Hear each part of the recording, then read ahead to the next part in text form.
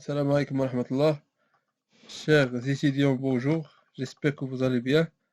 Comme prof Hamza Sidan, lauréat du Master Banque et Finance et enseignant de quelques modules de l'économie, mais بيناتهم l'économie monétaire et financière. اللي غادي نهضروا عليها إن شاء الله aujourd'hui. Donc, ce module de l'économie monétaire et financière est un module qui est très intéressant. حيت غنشوفوا فيه les différents concepts relatifs à la banque, à la finance d'une manière générale. Alors, le module qui تقرب le semestre 3 et le semestre 4 par rapport au programme du semestre 3 fait 3 chapitres.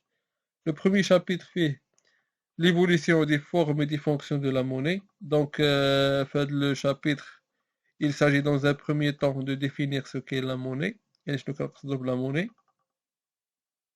Déterminer l'évolution historique aussi bien des formes et des fonctions de la monnaie.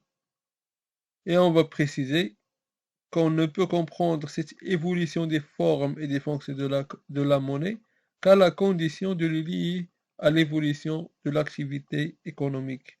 يعني هاد l'évolution des formes et les fonctions de la monnaie ما جاش صدفة n'était pas le fruit du hasard. Il a été imposé مع le développement de l'activité économique. يعني في الأول كان لو تروك هادشي كامل نهضرو عليه اون ديتاي. في الأول au départ كان لو تروك ننتج عليه دي contraintes et des limites وما كانش بإمكاننا on ne pouvait pas échanger et satisfaire nos besoins comme on veut.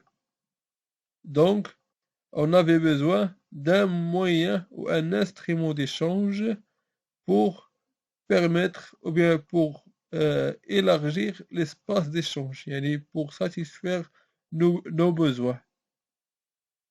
غنشوفوا إن شاء الله كامل هادشي en détail في le chapitre 1. Une fois le chapitre 1 traité, on va passer au deuxième chapitre qui est relatif aux aspects théoriques de la monnaie, ou bien ce qu'on appelle les approches théoriques. Les approches théoriques, غنشوفوا فيهم 5 théories. La théorie classique, néoclassique, marxiste, keynésienne et post-keynésienne. Dans le chapitre relatif aux approches théoriques de la monnaie, on va préciser qu'un certain nombre de théories, ils vont considérer que la monnaie est passive. يعني les théories ils vont يعتبروا بلي la monnaie est passive. شنو كيعني la monnaie est passive ou bien la passivité de la monnaie يعني le fait qu'il n'exerce aucune influence sur l'économie générale ou bien sur l'équilibre général. وهنا غنشوفوا l'école classique et néoclassique.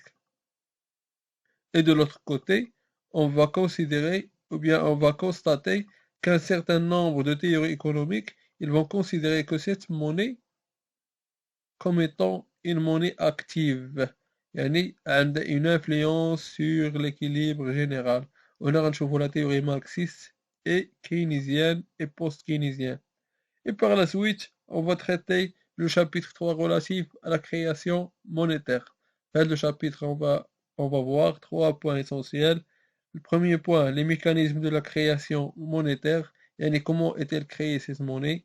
Deuxième point, les institutions créatrices de cette monnaie, et qui crée cette monnaie. Et le troisième point, à quelle occasion est-elle créée. Donc, le chapitre 3, il concerne le pouvoir de la création de la monnaie par la banque centrale, par les banques commerciales, les contreparties de la masse monétaire, etc. غنشوفوا كامل إن شاء الله هادشي en détail. Alors, commençons par une petite introduction avant de commencer le chapitre 1. Donc, كما قلنا au départ, les échanges se réalisaient sans monnaie, dans le cadre d'un échange qu'on qualifiait du troc. Le troc ou l'échange de biens contre biens, ce qu'on appelle en arabe المقايضة. Mais dans le cadre de ce troc, les échanges étaient extrêmement limités. يعني ما كانوش les échanges بزاف. علاش؟ غنشوفوا علاش. Et en conséquence, qui dit échange limité dit le niveau de l'activité économique limité. Et l'espace de l'échange ne pouvait être que réduit. يعني فاش كانت المقايضة كنا كنلقاو مشاكل pour effectuer des échanges et satisfaire nos besoins. كان الواحد اللي بغى satisfaire le besoin ديالو, il lui fallait de trouver quelqu'un qui dispose du bien dont il ait besoin et en même temps, il doit disposer d'un bien qui satisfait le besoin de l'autre. مثلا ناخدو un exemple. أنا عندي مكانة وبغي ان كاسك، خاصني نقلب على شي واحد عنده كاسك باغي يبيعو وفي نفس الوقت خاصو مكانة. Donc c'est un peu ça. Donc le troc, il a entraîné des contraintes et des difficultés qui freinent l'accroissement des échanges.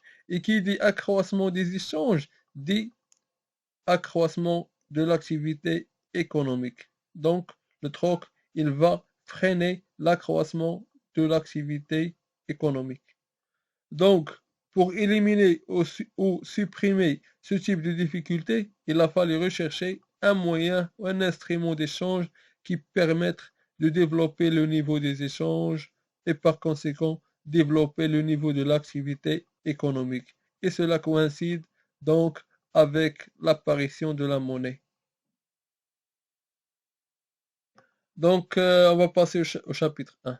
Ce chapitre va essayer de répondre à une problématique déterminante. Peut-on considérer que l'évolution des formes et des fonctions de la monnaie est une nécessité économique? C'est-à-dire la problématique اللي غيبقى يدور عليها le chapitre 1. À travers ce chapitre, غنحاولوا نجاوبوا على هاد la problématique. وديما غنليو le développement ديال هاد les formes et les fonctions de la monnaie مع l'activité économique. Donc la monnaie est un intermédiaire des échanges, certes, mais la monnaie n'a pas toujours existé. Il y avait ce qu'on appelle le troc étant un échange de biens contre biens. يعني ما كايناش la monnaie. Le troc il est défini comme étant l'échange de biens contre biens qui se réalisait dans le cadre des économies primitives. L'économie primitive, il s'agit d'économies qui sont caractérisées par deux points essentiels. Premier point, ce sont des besoins où les besoins étaient très limités. Et deuxième point, ce sont des économies qui sont caractérisées par une division du travail extrêmement poussée. Cela signifie que chaque agent économique était spécialisé dans la production d'un bien déterminé. Donc c'est un peu ça. On trouve d'abord le troc, les conditions pour qu'il y ait un troc. Ou bien pour qu'il y ait échange de biens contre biens, il faut que trois conditions soient remplies. La première condition, il faut une double coïncidence des besoins d'échange ou des désirs d'échange. شنو كنقصدو بهاد la première condition؟ يعني مثلا أنا je dispose d'un bien A et je veux l'échanger contre un bien B. Il faut que je trouve un propriétaire du bien B qui désire d'acquérir mon bien A. يعني أنا عندي un cahier وخاصني دو ستيلو، خاصني نقلب على شي واحد عنده دو ستيلو يبيعهم ليا en même temps يكون هو محتاج un cahier. Donc c'est un peu ça. Deuxième condition, un rapport d'équivalence entre deux biens. يعني on va établir un rapport d'échange bien déterminé. قلنا دابا l'exemple tout de suite. قلنا un cahier est égal à 2 stylos. هذا هو le rapport d'échange. Lors de l'échange, il faut que je trouve un propriétaire de stylo qui a besoin de mon cahier. Et en même temps que moi, j'ai besoin de 2 stylos. هذا هو le rapport d'échange. La troisième condition, une stabilité des rapports d'échange. يعني il faut que ce rapport ديال un cahier est égal à 2 stylos subsiste dans le temps pour qu'il y ait échange et pour que les échanges continuent. Donc, les trois conditions, pour que le troc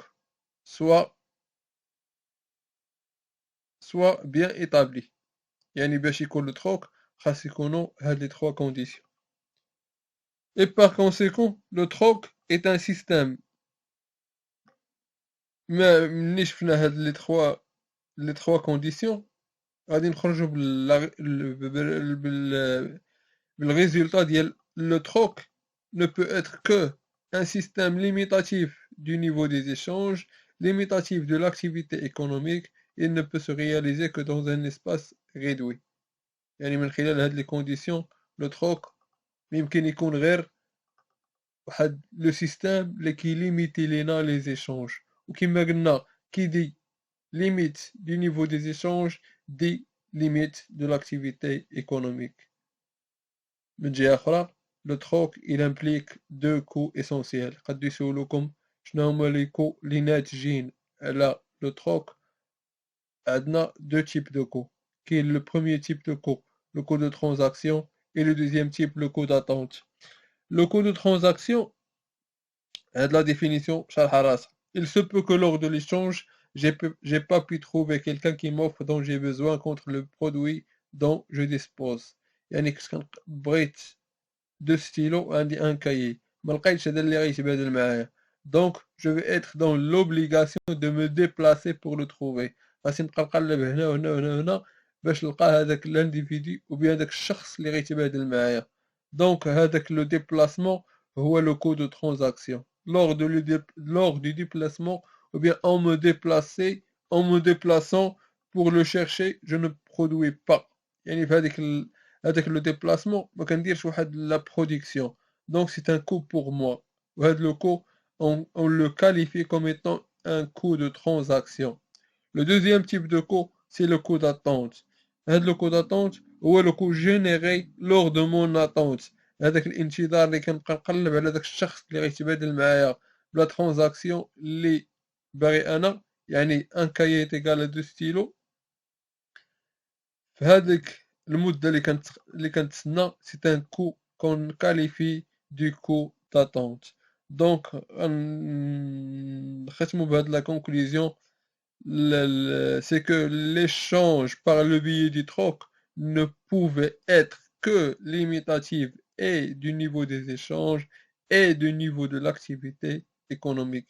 يعني من خلال هاد les conditions وهاد les coûts اللي نتجوا على le troc alors le troc ne pouvait être que limitatif et du niveau des échanges et du niveau de l'activité économique.